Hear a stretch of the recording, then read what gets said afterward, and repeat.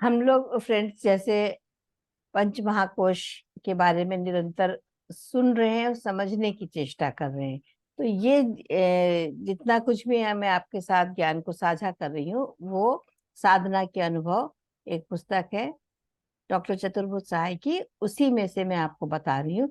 और सबसे अच्छी बात क्या हो गई कि एक एक परत जैसे खुल रही है, एक एक चीज हमको क्लियर हो रही है कि हम जो सोचते थे कोश के बारे में वो क्या होंगे, कैसे होते, वो शायद अब हमको समझ में आ रहा है। तो उस दिन हम लोगों ने जो समझा था वो विज्ञान में कोश की बात समझी थी कि यहाँ पहुंचकर जीव को प्रकाश मिलता है। जो सबसे पहले प्रकाश मिलता है वो उनको मिलता है जब हम विज्ञान में कोश में पहुंच जाते हैं। उसके पहले तक उनको प्रकाश नहीं मिलता है। एक जिसमें तत्वों के रंग रूप व उनके कार्य प्रत्यक्ष दिखाई देते हैं। यहाँ पर हमको अपने जो भी कार्य हो रहे होते हैं वो प्रत्यक्ष दिखाई पड़ते हैं, क्योंकि यहाँ पर प्रकाश होता है। इसके पहले अन्नमय कोश में और प्राणमय कोश में प्रकाश नहीं होता है। यहाँ पर देवी शक्तियां सम्मुख आती हैं। जो हम लोग तरह तरह के जो हमको अनुभव होते हैं, एक्सपीरियंसेस होते हैं, वो यहीं पर आकर होते हैं। अपनी सामर्थ्य व अपनी अपना असली रूप उससे साफ साफ दृष्टिगोचर होता है, जिससे संस्कार व कामनाओं का क्षय होना आरंभ होता है यहाँ पर।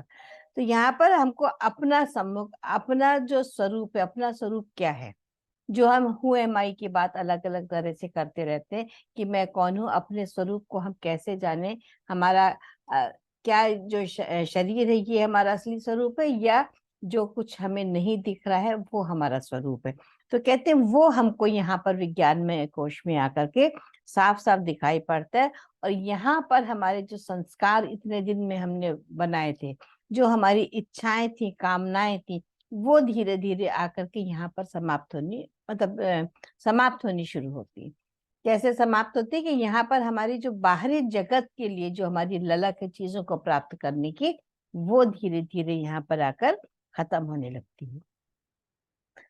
क्यों होती है? क्योंकि यहाँ पर सबसे ज्यादा प्रधानता जो होती है वो अग्नि तत्व की होती है। मनोमय कोश में भी अग्नि तत्व की प्रधानता रहती है, परंतु वहां जल तत्व के संसर्ग होने से वो अपना पूरा प्रभाव नहीं दिखाई पड़ता। ये हम लोगों ने पढ़ा था कि मनोमय कोश में भी अग्नि तत्व होता है, क्योंकि ये कहाँ पर का है, मणिपुर चक्रा के पास आ रहा है। तो यहाँ पर हमारा जल तत्व के साथ उसका चूंकि संपर्क रहता है, तो उतना वो प्रकाशित हमको नहीं दिखाई पड़ता है। और इसीलिए वहां पर अंधकार और ज्ञान, दुख सुख, ज्ञान अज्ञान, ये सारी चीजें जो है मनोमय कोश में ही हमको समझ में आती हैं। हम प्रभावित भी उन्हीं चीजों से होते हैं। और यहाँ पर सुख और दुख ये भी जो हमको मिलता है, जो ज्ञान अज्ञान सुख दुख ये सारी चीजें जो हमको मिलती है, वो हम उसका अनुभव हम मनोमय कोश में आकर के करते हैं।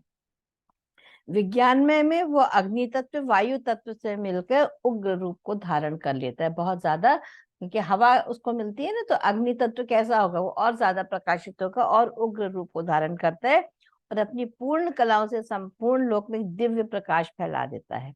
और यहाँ पर चारों ओर केवल हमको प्रकाश ही प्रकाश नजर आता है। जिस प्रकाश की बात हम लोग करते थे, जब ध्यान में बैठो एक प्रकाश का अनुभव होना चाहिए। प्रकाश हर समय, जब भी किसी ध्यान के साथ बैठेंगे, जब भी हम लोग ध्यान करते थे, तो हमेशा ये कहा जाता था कि एक प्रकाश को अपने अंदर देखो। जब हम हु एम आई की भी प्रैक्टिस करते हैं, उसमें भी हम क्या करते हैं, हम प्रकाश को देखना चाहते हैं कि अगर कोई चीज ऐसी है जो हमारे अंदर प्रकाशित हो रही, जो हमको कोई एक रास्ता साफ साफ दिखाएगी, तो वो जो प्रकाश है वो हमको विज्ञान में कोश में दिखाई पड़ता है, जिससे यहाँ के निवासियों को सूक्ष्म से सूक्ष्म तत्व साफ साफ दिखाई देता है। तो यहाँ पर जब हम विज्ञान में कोश में प्रवेश करते हैं, तो हर चीज हमको क्लैरिटी से समझ में आने लगती है। जो जो कुछ भी हमारे अंदर डाउट्स होते हैं, जहां पर हमें क्या लगता है हम सुख दुख के उसमें फंसे हुए हैं, क्या ये सच है, ये गलत है, ये सही है, वो सही है, ये जो प्रश्न हमारे अंदर होते हैं, ये धीरे धीरे यहाँ पर आकर के जब हम विज्ञान में कोश में आते हैं, तो यहाँ पर समाप्त हो जाते हैं, क्योंकि हमको हर चीज साफ साफ दिखाई पड़ती है। इस प्रकार से कार्य हो रहा है, ये भी हमको समझ में आने लगता है। जिस पदार्थ में अंधकार को दूर करने और जीवों को प्रत्येक वस्तु दिखाकर उन्हें ज्ञान देने की सामर्थ्य हो जिसमें अलौकिक आकर्षण हो। देखो, कोई एक तत्व ऐसा है जिसके पास ये सामर्थ्य है कि वो हमको प्रकाशित कर सकता है। हर चीज हमको प्रकाश नहीं दे सकती है, तो वो अलौकिक सामर्थ्य जिसके पास होती है उसको ही वेदों की भाषा में सूर्य कहते हैं। यानी सूर्य और चंद्र जो कहते हैं, हर चीज हमारे अंदर, पूरा ब्रह्मांड जिसको हम मानते हैं ना कि हमारे ही अंदर है, कोई भी चीज बाहर नहीं है। तो इन्होंने, वेदों ने क्या कहा है कि चूंकि यहाँ पर इतना विज्ञान में कोश में प्रकाश होता है कि यहाँ पर हमको सूक्ष्म से सूक्ष्म, बारीक से बारीक चीजें भी हमको क्लियरली दिखाई पड़ती है। हम उस चीज को, ब्रह्मांड की रचना को, ईश्वर को समझने का सामर्थ्य हमको मिलने लगता है। तो वो किसके प्रकाश में होता है? कोई एक अलौकिक प्रकाश ही होगा जिसमें हमको चीजें साफ साफ नजर आएंगी। तो उसको यहाँ पर हम सूर्य कहते हैं। अग्नि तत्व यहाँ आकर अपना ऐसा चमत्कार दिखा रहा है, इसीलिए इस विज्ञानमय कोश को वेदों ने तपलोक भी कहा है और उपनिषदों ने सूर्य लोक का इसको नाम दिया है। या अलग अलग लोगों ने इसको तपलोक क्यों कहा है? क्योंकि यहीं पर आकर के हमारे आगे की जो जर्नी है, जो आगे का हमारा सफर है, वो यहीं से शुरू होता है। प्रकाश और ज्ञान के इस तपलोक में एक आकर्षण शक्ति भी है जो जीव को ऊपर की ओर खींचती है और वासनाओं से दूर रखती है। विज्ञान में कोश क्या था? स्पेस थी पूरी। ये हमने जो पहले क्लियर करा था, यहाँ पर पूरी स्पेस भी है और प्रकाश भी है। तो यहाँ पर जो शक्तियां हैं वो हमको ऊपर की ओर खींचती है। ऊपर की ओर यानी हमारी जो जर्नी है वो कहाँ से होती है? मूलाधार से होकर सहस्त्रार तक चलते हैं ना, ऊर्ध्वागमन करते हैं। तो ये जो ऊर्ध्वागमन हमारा होता है वो यही विज्ञान में कोश में आकर के आता है। यहाँ पर हमारी वासनाएं, हमारा अहंकार, जो हमारे 6 शत्रु माने गए, जो इनको हम अरशद वर्गा कहते हैं, अहंकार, मन, बुद्धि की जो बात करते हैं, वो सारी चीजें, वासनाएं जो हम परसीव करते हैं अपने 5 ज्ञान इंद्रियों के द्वारा, वो सब कुछ यहाँ पर आकर समाप्त होता है। सारी वासनाएं धीरे धीरे हमारी विज्ञान में कोश में आकर के मिटती हैं। और इसीलिए जो प्राणी गुरु कृपा से या अपने उद्योग से, या तो गुरु की कृपा उनको मिल जाए या वो स्वयं से मेहनत करें, दोनों चीजें होती है। असल में जब बहुत से आपने गुरु को देखा कि सर पे हाथ रखा है, ट्यून करा, और आप एकदम से उस अवस्था को पहुंच जाते हैं, उसमें क्या है, आपको उद्यम नहीं करना पड़ता है। लेकिन ज्यादातर क्या होता है कि जब तक आप मेहनत नहीं करेंगे, बिना मेहनत के कहते हैं कोई भी चीज हमको नहीं मिलती है। तो जब हम उद्यम करते हैं, उद्योग करते हैं, तब हम यहाँ विज्ञान में कोश तक हम पहुंच सकते हैं। इसे स्वर्ग के प्राणियों की तरह कर्म करने के लिए फिर मनुष्य योनि में नहीं लौटना पड़ता है। यानी अगर हम अपना सफर विज्ञान में कोश तक पहुंचा लें, हम वहां तक पहुंच जाएं किसी भी प्रकार से, चाहे वो गुरु की कृपा हमको मिले या हम अपनी मेहनत से पहुंचे, तो यहाँ पर हमें कर्म नहीं लगती है और बार बार हमको मनुष्य योनि में लौट करके फिर से जो दुख हम झेल रहे हैं वो हमको नहीं झेलना पड़ेगा। मनुष्य योनि में क्या होता है, हम बार बार जन्म लेते हैं, बार बार मृत्यु होती है, बार बार उन्हीं कर्मों के बीच में हम फंसे रहते हैं, बार बार हम वही वही चीजों को करते चले जाते हैं जो हमें नहीं करनी है। तो यहाँ पर जब हम पहुंचते हैं तो यहाँ पर हमें मनुष्य योनि में दोबारा नहीं लौटना पड़ता है और ज्ञान की सहायता से अपनी वासनाओं को दूर करते हुए ब्रह्मलोक में हम जा पहुंचते हैं। तो हमारे सफर जो है, अल्टीमेट जो हमारा गोल है, वो क्या है? इस आवागमन के चक्र से मुक्त होना। हम बार बार जन्म ना ले, हमारा जो लक्ष्य है वो यही है मनुष्य जन्म में आने के बाद, कि इतनी हमको समझ में आ जाए। जो हम 500 से 600 से 700 कितने जन्म लेते हैं, वो जन्म हम किस लिए लेते हैं? जिसमें कि हम इस चीज को समझ सके कि हमारा अल्टीमेट गोल क्या है। हम लोग क्या करते हैं, वही खाना पीना, बच्चों को पालना, सुख दुख, इनसे गुस्सा उनसे गुस्सा, यही हम करते रह जाते हैं। तो इन चीजों से हम यहाँ पर आकर के मुक्त हो सकते हैं। ये स्थान स्वर्ग और अपवर्ग के बीच का है। स्वर्ग से अपवर्ग में जाने के लिए ये एक रास्ते की चीज है। बिना यहाँ का ज्ञान प्राप्त किए मुक्ति नहीं होती है। जब तक हम विज्ञान में कोश तक नहीं पहुंचेंगे, तब तक हम आगे, हमारी मुक्ति नहीं हो सकती। तो इसका मतलब आप देखिए क्या है कि हम लोग कहाँ पे डोल रहे हैं। अन्नमय कोश, प्राणमय कोश और मनोमय कोश, इन्हीं कोशों में हम निरंतर जो है अपने जर्नी को कर रहे हैं। हम विज्ञान में कोश तक हमारी पहुंच ही नहीं हो पा रही है, इसीलिए हमको सारी परेशानियां होती हैं। और आगे यहाँ पर दर्शन कैसे होता है, कैसे हम प्रभु के दर्शन कर सकते हैं, जो हमारी सबसे बड़ी इच्छा होती है। क्या दर्शन किसके हैं? दर्शन तो निज स्वरूप के ही होंगे, लेकिन दर्शन में हम किसको मान लेते हैं कि हमें शायद ईश्वर के दर्शन होंगे। ईश्वर क्या है? वो तो वहां जब पहुंचेंगे तब हमको वो स्वरूप समझ में आता है कि वो हम ही है।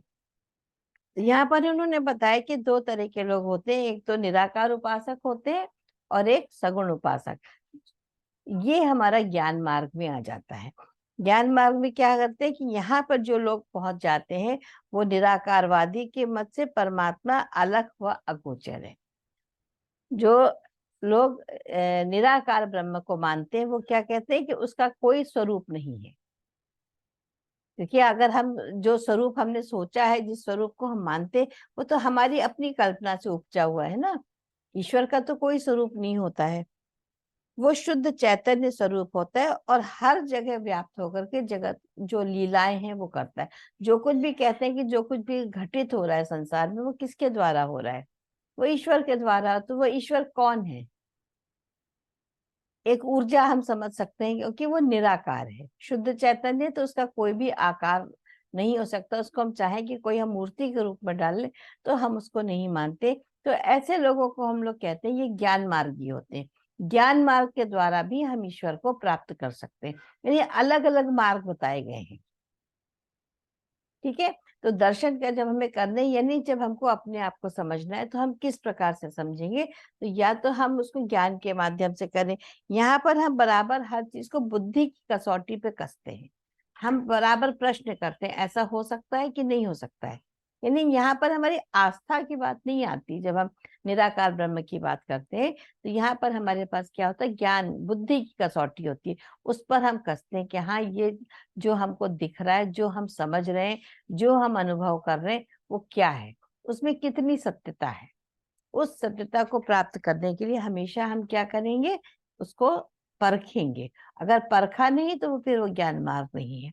दूसरे प्रकार के ये भी साधक होते हैं, मतलब साधना करने वाले। तो ये भी वे ना कि इन्होंने साधना करी। दूसरे प्रकार के जो लोग होते हैं वो श्रद्धा और प्रेम से ईश्वर को साकार रूप में देखते हैं। कोई भी मार्ग गलत नहीं है। श्रद्धा और प्रेम से उसको रिझाते हैं। किस प्रकार से? कि उनको लगता है कि ईश्वर उन्हीं की तरह है, उन्हीं की तरह खाता है, पीता है, बोलता है, सुनता है, हम उससे बातें कर सकते हैं। एक उनका मार्ग ये होता है, इसको हम कहते हैं प्रेम का मार्ग। उनका ईश्वर मनुष्य जैसा ही है, वो खाता है, पीता है, सोता है, बोलता है, बुलाने पर प्रकट भी हो जाता है और दर्शन भी देता है। वो उनकी रक्षा करता है और अपने भक्तों को सांत्वना भी देता है, आशीर्वाद देता है, प्रेम मंडली में विहार करने आता है, भक्तों की अर्पण की हुई सामग्री से भोग भी लगाता है। दूसरे लोग जो प्रेम मार्गी है वो इस चीज को मानते हैं कि अगर हमने भोग लगाया तो ईश्वर ने हमारे भोग को ग्रहण करा, है ना। ये जो हमारी आस्था है, हम लोग सब इसी चीज को मानते हैं ना कि हम जो भी चीज समर्पित करते हैं वो ईश्वर ग्रहण करता है। हम अपनी जो मूर्तियां घर में रख के उनसे हम बहुत सारी बातें करते हैं, उनके साथ हमारा एक प्रेम का रिश्ता बन जाता है। ये भक्ति या प्रेम का मार्ग है जिसमें तर्क के लिए कोई स्थान नहीं। अगर आप ऐसे लोगों के साथ आप तर्क करें कि ईश्वर का स्वरूप ये नहीं है, ईश्वर निराकार है, तो वो नहीं मानेंगे। क्योंकि उनके हृदय में इतना प्रेम अपने ईश्वर के प्रति है कि वो उस चीज को मानेंगे ही नहीं। यहाँ पर वो लोग कोई बहस नहीं करते, वो मानते हैं कि नहीं, ईश्वर ऐसा ही है। केवल भाव है, चाहे वो दूसरों की नजरों में सही हो या गलत, परंतु उस भक्त के लिए वो बिल्कुल ठीक है और वो अपने इसी निश्चय को सबसे श्रेष्ठ मानता है। वो कहता है ना, जो है यही है और मेरे लिए तो यही सब कुछ है, मैं इसी को मानता हूँ, इसमें मेरे साथ कोई तर्क मत करो। जो प्रेम मार्गी है, आप कहीं भी जाएं, किसी भी मंदिर में जाएं, जहाँ लोग भक्ति कर रहे हैं वहां पर वो लोग उस बात को नहीं मानेंगे। और तीसरे प्रकार के जो लोग होते हैं, इन दोनों के अतिरिक्त ईश्वरवादी का तीसरा वर्ग भी है जो इन दोनों को ठीक मानता है। वो कहता है ईश्वर साकार भी है और निराकार भी है। यानी वो दोनों चीजों के बीच में चलता है। एक बिल्कुल ज्ञान मार्गी है जिन्होंने क्या दर्शन के लिए क्या माना है कि उसका कोई स्वरूप नहीं। प्रेम मार्गियों ने माना है कि बिल्कुल एक उसका ठोस स्वरूप है जिससे वो वार्तालाप कर सकता है। और तीसरा जो है वो ईश्वर को साकार भी और निराकार दोनों रूप में मानता है। वो भक्तों के आग्रह पर रूप धारण करके प्रकट भी होता है और अपनी एक अलग निराकार सत्ता भी रखता है। यानी उसका देखिए स्वरूप तो यही है ना कि उसकी अपनी एक सत्ता है, लेकिन जब हम उसको प्रेम से बुलाते हैं तो उसको क्या लगता है, निराकार सत्ता होने के बाद भी वो ईश्वर हमारे सामने आके प्रकट होता है। वो आता है और हमको अपने दर्शन देता है। तो ये 3 तरह के लोग होते हैं कि जहां पर अलग अलग, यानी प्रेम मार्ग, ज्ञान मार्ग और कर्म मार्ग, जिसको हम तीनों को ले सकते हैं। ये तीनों चीजें अल्टीमेटली हमको एक ही जगह पहुंचाती है। आप किसी भी स्वरूप में ईश्वर को माने, लेकिन हम पहुंचते वहीं पर हैं। कर्म, भक्ति और ज्ञान का समागम करके जब इस त्रिवेणी में साधक बारंबार डुबकी लगाता है, मूर्खता त्याग कर बुद्धि को संग लेके श्रद्धा और प्रेम से इस भावजल की तह में पहुंचता है, जो उसे ढूंढने का उद्योग करता है, उसी के हाथ वो अमूल्य मोती लगता है। देखिए, बराबर हम जो कल भी हम लोगों ने इस विषय पे चर्चा करी थी कि त्रिवेणी जो है वो हमारे अंदर है। वो त्रिवेणी क्या है? त्रिवेणी तो गंगा यमुना सरस्वती को ही कहते हैं ना। तो हमारे अंदर त्रिवेणी क्या हुई? हमारी इड़ा, पिंगला और सुषुम्ना नाड़ी, इसको हम त्रिवेणी कहते हैं। तो कहते हैं जब श्रद्धा और प्रेम के साथ बुद्धि को भी साथ लें और इस भव जल की तह तक हम पहुंचेंगे, जब इसमें हम पूर्णतः डुबकी लगाएंगे, यानी पूरी तरह से अपने आत्म स्वरूप को पहचानेंगे, बिल्कुल ही हम केवल दुनिया से कट करके अपने अंदर की जर्नी को, जब हम इनर जर्नी स्टार्ट करते हैं, तब हम इस उस मोती को पा सकते हैं जो कि हमें चाहिए, जो हमारा लक्ष्य है। ये संतों का मत है। उसी को वो अमूल्य मोती मिलेगा। वो अमूल्य मोती क्या है? अपनी पहचान। ये अभी जो हम लोगों ने निसर्गत महाराज का भी कोट पढ़ा था, उसमें क्या था कि जो भी चीज है वो नॉन चेंजेबल है, वो हमेशा एक सी ही रहती है, जो हमारा स्क्रीन है। तो उसको हम कैसे समझें, उसको हम अपने उस स्वरूप को कैसे समझेंगे? तो उसको समझने के लिए हमको यही मार्ग को अपनाना पड़ेगा। कर्म, भक्ति और ज्ञान तीनों का समागम होना चाहिए। किसी एक मार्ग से हम नहीं पहुंच सकते, क्योंकि ये हमारी जर्नी है। अगर हम कर्म नहीं करेंगे तो भी मुश्किल है, प्रेम नहीं होगा हमारे हृदय में तो भी हम आगे नहीं बढ़ सकते, केवल ज्ञान से काम नहीं चलेगा। और अगर हम केवल तार्किक बुद्धि रखेंगे तो हम इतने बड़े महात्मा नहीं है कि हम ईश्वर को प्राप्त कर सके। तो तीनों चीजों का जो बैलेंस है वो हमारे जीवन में होना चाहिए, ये उन्होंने बताया है। जब हम तभी हम ईश्वर को प्राप्त कर सकते हैं। ईश्वर कौन है? आई एम दैट, यानी हम स्वयं ही हैं। हमको स्वयं को ही जानना है, तभी हम आगे पहुंच सकते हैं। जो हमारा मुक्ति का मार्ग है, हम वहां तक पहुंचने के लिए ये विज्ञान में कोश में सारे चीजों की हमें प्राप्ति होगी। ठीक है। अब इसी तरह से फिर यहाँ पर जैसे 3 प्रकार के लोग हुए, अब 3 स्थान भी होते हैं। दर्शन के लिए उन्होंने 3 स्थानों को माना है कि जहां पर हम दर्शन कर सकते हैं। क्लियर है? इसमें कोई डाउट्स तो नहीं है? 3 हमारी श्रेणियां उन्होंने बता दी कि 3 प्रकार के लोग होते हैं दर्शन करने के लिए, और 3 स्थान भी उन्होंने बताए। तो दर्शन के लिए 3 स्थान है। पहला दर्शन मनोमय क्षेत्र में, दूसरा विज्ञान में और तीसरा आनंदमय क्षेत्र में साधकों को होता है। यानी देखो, जो पहले 2 कोश है वहां पर उन्होंने बात नहीं करी है। पहले दोनों कोश जो है वो बिल्कुल सांसारिक हैं, संसार में ही हम रहते हैं। ये कहाँ से शुरुआत होती है, हम साधक कहाँ से बनते हैं, वो ये बता रहे हैं। जब हमारी जर्नी मनोमय कोश तक पहुंच जाती है। साधना का प्रारंभ प्राणमय क्षेत्र से होता है, इसके नीचे अन्नमय क्षेत्र है। आपको पता है कि जो हमारी आउटर मोस्ट लेयर है वो हमारी अन्नमय कोश है, और उसके बाद उसके अंदर हमारे कौन सा कोश आता है, वो हमारा आता है प्राणमय कोश। अन्नमय का प्राणी साधक नहीं कहलाता है। जो लोग केवल अन्नमय क्षेत्र में रहते हैं, जिनका अन्नमय कोश जो है वही केवल विकसित होता है, इसको इस तरह से समझेंगे, उन लोगों को साधक नहीं कहते हैं। जिन मनुष्यों के अंदर खाने पीने, धन बटोरने और संसारी विषय भोगने के अतिरिक्त और कोई लालसा नहीं रहती, जो रात दिन सुख दुख के झूले में झूलते हुए, अनेक संसारी यातनाएं भोगते हुए भी इस अवस्था से छूटने को नहीं सोचते, इस स्थान से ऊंचे उठने की बात को कभी नहीं विचारते, ऐसे लोग अन्नमयी प्राणी कहलाते हैं।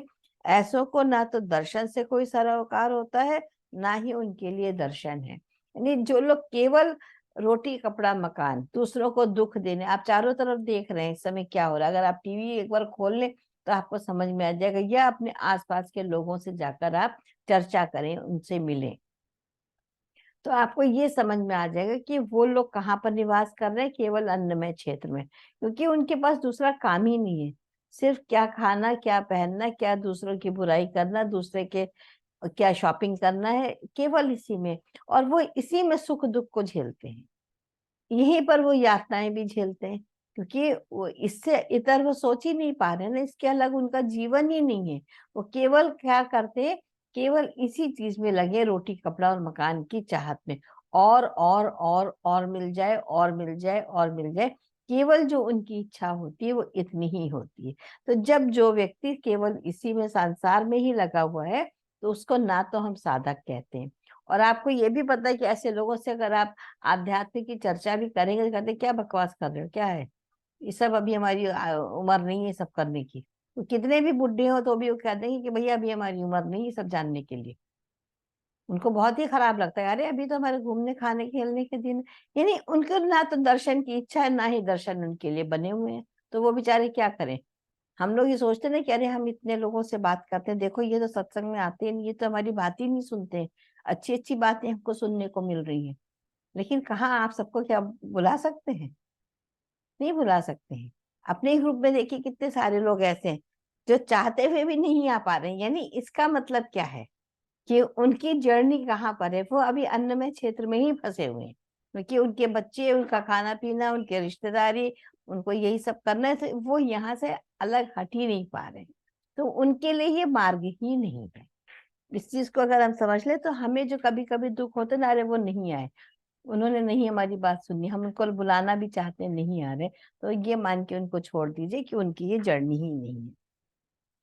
जब सत्संग से अथवा दुखों से घबरा के मनुष्य इस अधम गति से अपने को छुड़ाने की बात सोचने लगता है, उसके लिए उद्योग करने को तैयार होता है, यहाँ से उसकी पारमार्थिक साधना आरंभ होती है। जब उसको ये समझ में आ जाए ये दुख है, अब मैं इससे घबरा गया हूं, मुझे इससे अलग निकलना है, किसी भी प्रकार से मुझे अलग होना है, वहां से उसकी परमार्थ की जो साधना है, जो उसका मार्ग है, वो वहां से खुलता है। इसके पहले आप लाख कोशिश कर ले, लोग नहीं आते। ये तो ऐसा, ये तो अनुभव मेरे ख्याल से सबको ही होता होगा कि आप, हम लोग कुछ भी सुनते हैं तो हम चाहते हैं कि हम अपने नियर एंड डियर वंस के साथ हम उसको शेयर करें। बहुत इच्छा होती है कि अच्छा आज हमने ये अच्छी बात सुनी, चलो हम उसको भी बताएं। वो दूसरा सुनने को ही नहीं तैयार होता है ना, यानी उसका मार्ग अभी शुरू ही नहीं हुआ है, और वो साधक हो जाता है जो प्रयास करता है एक बार भी कि हम इस चीजों को, अपने सुख दुख को छोड़ना चाहते हैं, ये बार बार ही मेरे साथ, या यही एक प्रश्न मान लीजिए उठ जाए मन में कि ये ऐसा मेरे ही साथ क्यों हो रहा है। तो जब इस तरह के प्रश्न मन में जगते, तब हमको समझ में आता है कि हाँ, हमको तो कोई दूसरा मार्ग पकड़ना पड़ेगा, केवल यही मार्ग मेरे लिए नहीं है, कुछ और भी है मेरे लिए, मेरी लाइफ पर्पस में कुछ और भी होगा, उसको समझ में आता है। वहां से उसको हम कहते हैं वो साधक हो जाता है। इस अपने उद्देश्य की पूर्ति के लिए वो शास्त्रों का, कर्मों का सहारा लेता है और तन मन से जुटता है, तभी वो उत्थान करके अन्नमय से प्राणमय कोश में आ जाता है। जब वो कोशिश करता है कि चलो अब हम अपना सफर शुरू करें, हमको समझ में, तो उसको कम से कम ये तो इतनी अवेयरनेस तो उसके अंदर आई कि हाँ भाई, जो कुछ मेरे साथ हो रहा है इससे मुझे अलग हटना है, ये मेरे साथ क्यों हो रहा है। जैसे हम लोग के नॉर्मली क्या होता है, हम लोग कैसे किसी से नाराज हो जाते हैं, हम उस नाराजगी को छोड़ ही नहीं पाते। लाख कोशिश करिए, कितना भी समझो, भाई छोड़ दो, माफ कर दो, इतना ज्यादा होपोनोपोनो की बात होती, कितनी तरह से ग्रेटिट्यूड की बात होती, एक्सेप्टेंस की बात होती है, लेकिन वो चीजें हमारे अंदर आ नहीं पाती है ना। अपने ग्रुप में आपने देखा था, बहुत से लोग ऐसे थे जिनको बहुत कहा गया कि छोड़ दीजिए चीजों को, लेकिन नहीं छोड़ पाए। और क्या हुआ अल्टीमेटली, क्या उनका देखिए हुआ, उन्होंने बॉडी विकेट करी, सब कुछ हुआ, और फिर से वो इसी कर्म के चक्कर में फिर फंस जाएंगे, क्योंकि ज्ञान होते हुए भी वो उस चीज को एक्सेप्ट नहीं कर पाए। तो जब तक हमारे अंदर एक्सेप्टेंस नहीं आएगी, तब तक हम किसी भी चीज को आगे नहीं बढ़ा सकते। हम लोगों के साथ यही एक समस्या होती है, जरा जरा सी बातों में हर्ट हो जाते हैं, अभी भी बहुत जल्दी दुखी होते हैं। मेरे साथ ही ऐसा क्यों हो रहा, बार बार इसी प्रश्न को करते रहते, तो उससे क्या लाभ होगा। तो ये जब हम समझ लेते, तब हम अन्नमय कोश से प्राणमय कोश में आएंगे। यानी कितना ग्रेजुअल प्रोसेस है, ये नहीं कि आज हमने सोचा और कल हम ऐसा कर पाएंगे। तो ये संभव नहीं है, इसके लिए हमको निरंतर कोशिश करनी पड़ेगी। और शास्त्रों के अनुसार, यानी जो हमारे यहाँ जो, चाहे वो रिलीजन की तरह से ले लीजिए, चाहे वो साधना के रूप में ले लीजिए, कोई तो एक तरह से हमको, चाहे प्रेम मार्ग हो, ज्ञान मार्ग हो, किसी भी मार्ग से जब तक हम अपने आप को नहीं समझेंगे, तब तक हम आगे उसमें नहीं बढ़ सकते हैं। कर्म से ऊंचा उठाते ही प्राणमय से बाहर पहुंच, अच्छा, कर्म उसे ऊंचा उठाते हैं और प्राणमय से बाहर पहुंचाते हैं, पर दर्शन नहीं करा सकते हैं। देखिए, अब उसके बाद और एक अच्छी चीज आ गई कि जब हम अच्छे कर्म करते हैं, कर्म अच्छे क्या हुए, यानी हमको ये समझ में आने लगा, अवेयरनेस हमारे अंदर आ गई, तब हमारा उत्थान अन्नमय से प्राणमय कोश में हो जाता है। और कर्म हमको ऊंचा उठाते हैं, प्राणमय से बाहर पहुंचाते हैं, लेकिन हमें दर्शन नहीं करा सकते, ऐसा शास्त्रों का मत है। और ये भी ठीक है कि प्राणमय के साधकों को दर्शन नहीं मिलता है, क्योंकि अभी उनके अंदर वो साधना नहीं है, वो उनके अंदर अभी अवेयरनेस नहीं है, एक्सेप्टेंस नहीं है, इसलिए उनको दर्शन नहीं मिलता है। कर्म से यदि वो विधि पूर्वक ठीक होते चले जाएं, तो एक ही जन्म में अथवा कई जन्मों में वो अपने को अधिकारी बना लेते हैं। ये हमारे हाथ में है। जो कहते हैं ना, ईश्वर ने हमको फ्री विल दी है कि आप काम को करिए, तो कहते हैं कि जब आपको ये समझ में आने लगता है, तब जब हम सही प्रकार से कर्म को करते रहते हैं और अपने आप को ऊंचा उठाने की कोशिश करते हैं, उसके लिए हो सकता है एक जन्म काफी हो सकता है कई जन्म हमको करने पड़े, तब कहीं जाकर हम इस बात के अधिकारी बनते हैं कि हाँ, हमको दर्शन होंगे, तब हमको समझ में आएगा। कर्म से धीरे धीरे उसका अंतःकरण का क्षेत्र शुद्ध होता है, और उसके अंदर से आसुरी भावनाएं हटती जाती हैं और दैवी भावनाएं उदय होती रहती हैं। यानी जब हम साधना करते हैं, तो अब ये देखिए, जैसे ये वही चीजें हैं, कहने का सिर्फ तरीका अलग है, कि जब हमारे अंदर एक्सेप्टेंस होती है, एक्सपेक्टेशंस हमारी खत्म होती है। आसुरी भावनाएं क्या है, हमारी एक्सपेक्टेशंस, हमारी हर्ट फीलिंग, हमारी ईगो, यही सारी चीजें ना, जब ये धीरे धीरे हमारे अंदर से हटने लगती है, तब हमारे अंदर से दैवी भावनाएं क्या है, ब्लिसफुल स्टेट में रहना, दूसरों के लिए कंपैशन, प्यार, है ना, दया, ममता, ये सारी चीजें, एक्सेप्टेंस जब हमारे अंदर आती, ग्रेटिट्यूड होता है चीजों के लिए, तब धीरे धीरे हम इस बात के अधिकारी बनते हैं कि हाँ, हम जीवन में आगे बढ़ रहे हैं। क्योंकि हमारा लाइफ पर्पस क्या है, यही सबसे पहले दिमाग में रख करके किसी भी साधना को हम आगे करेंगे। अगर हमें यही नहीं समझ में आ रहा है कि हम साधना कर क्यों रहे हैं, तो उसका हमें क्या लाभ मिलेगा। उसके व्यवहार में नीच कर्म छूटने लगते हैं और शुद्ध कर्म बढ़ने लगते हैं, और इस तरह वो अपने को तैयार कर आगे बढ़ता है और प्राणमय के से उठ के मनोमय क्षेत्र में आ जाता है। इतना ही उसे अच्छे कर्मों का लाभ मिलता है। जब वो निरंतर अच्छे कर्म करता है, तो उसको क्या लाभ मिलता है कि वो प्राणमय कोश से अन्नमय को मनोमय कोश में आ जाता है। तो उसकी जर्नी कितनी ग्रेजुअल है।